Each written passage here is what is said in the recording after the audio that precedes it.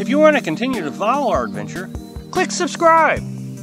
So you don't miss anything, click the bell notification. Full House on the Road subscribers and followers. Had someone tell me just the other day that she's beginning to think that I'm trying to convince people not to come out here. And then I had another one say that I need to start a community and start bringing people out here and helping them really learn how to live this lifestyle. And anybody that's followed my channel for even just a few days will begin to recognize that I try to talk about the good, the bad, and the ugly. I try to give you the reality of what this life is like. But I feel like I have a moral obligation to tell you what it's really like out here. That way, if you come out here, that you don't get yourself in some sort of trouble or hurt, because I feel like that I would be partially responsible if I told you to come out here. And I want to start out with a little story, and then I'm going to finish up with what I'm trying to say here. My dad has managed an RV park for several years now. You know, these big, huge RVs come in, Class A's, and somebody will call the front office and say, hey, the cable TV doesn't work. And so Dad will go out there, and or he'll take this test TV out there and hook it up, and sure enough, it works fine. And the guy says, well, it won't work in my camper. Now, recognize that, you know, these camping salespeople, they want to sell you a camper. It doesn't matter if they teach you how to use it. They give you this big manual, say, here, read this, it'll tell you everything you need to know. Well, of course, they don't read it. And so Dad will say, well, I think what you need to do is a channel search on your TV. And the person with the big RV will say, well, I don't know how to do that. And Dad will say, he said, well, maybe you should look at your instructions.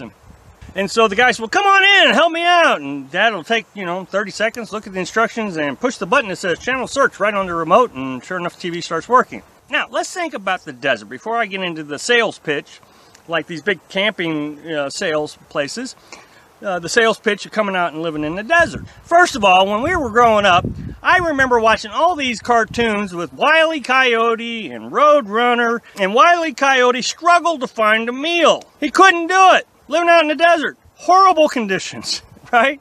Well, then you grow up and then you watch all these survival shows. And you got all these survivalists coming out here with their cameras, and sure enough, they get out to the desert and they can't do it. I remember one of the survivalists, my favorite one.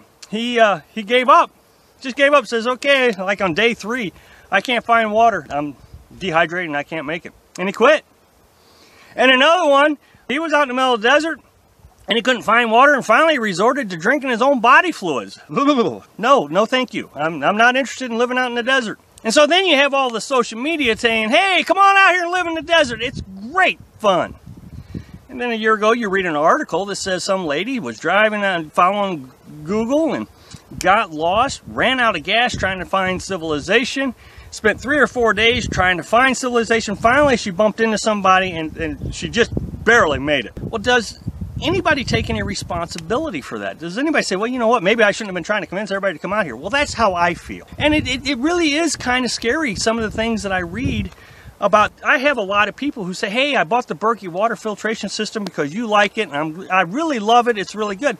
Well, a few weeks later, I made another video that said, my Berkey doesn't last as long as what they advertise because I really put it through some extreme conditions. I put some really dirty water in it. And several people replied back to me and said, well, how do you know if the filters are bad? And I was like, what? If you own one of these, you should know how to find out if they're bad.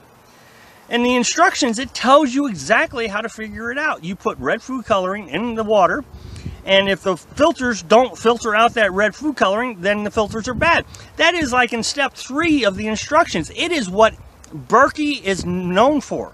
Their advertisements say, they show it right on the videos that they do for advertisement. They put red food coloring in, and it comes out clean. So if you don't know that, then I would say, boy, you're not reading the instructions. Some YouTuber told you to get it. Me, which I didn't tell you to get it, I just said I liked it. But what you hear is some YouTuber told you to get it, so you bought it, and you don't know how to use it. That's very scary to me.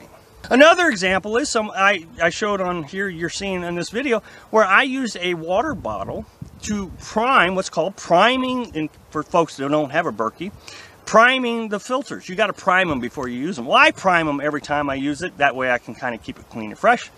Well, I use a water bottle. I pour clean murky water in the water bottle and I squeeze it through, primes the filter. Somebody said, well, how did you know how to do that? It's in the instructions. On the same thing that told you how to do it with the red food coloring.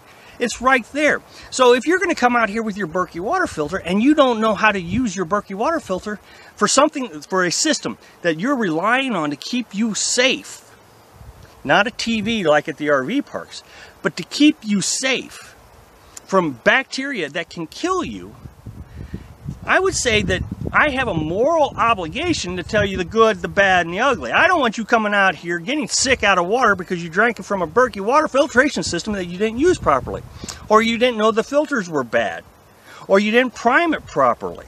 These things really worry me. So I'm not going to tell you to come out here and live in the desert or use a Berkey water filtration system. You got to take some responsibility and learn how to use these things. It can't be up to a YouTuber to tell you everything there is to do to live out here. I only get 7 minutes a day with you. That's it. Another example is with my generator. My generator has a spark arrestor, and you're supposed to clean it every 100 hours. Otherwise, it's going to damage your generator. It's going to damage the engine. Something you rely on for energy, for electricity, to keep your food cold. Well, I showed a video a long time ago of me cleaning this thing. And someone said, I didn't know you had to clean it. Wow, thanks for letting me know. Well, I'm not sure exactly how he didn't know that they were supposed to clean it every 100 hours, because right on a sticker on the side of the generator in big bold letters, it says, clean spark arrestor, with a big arrow pointing right to the spark arrestor. It says, clean spark arrestor every 100 hours to prevent damage to your engine. If you're relying on this equipment to keep you healthy and safe, being able to live out in the desert or out in the national forest, you got to learn to read the instructions. It's very important. It's not that you're going to be able to call the RV park manager out to help you find out your TV channel. This is to save your life. Thanks for watching. Be sure to subscribe. Click like if you like video, and happy travels.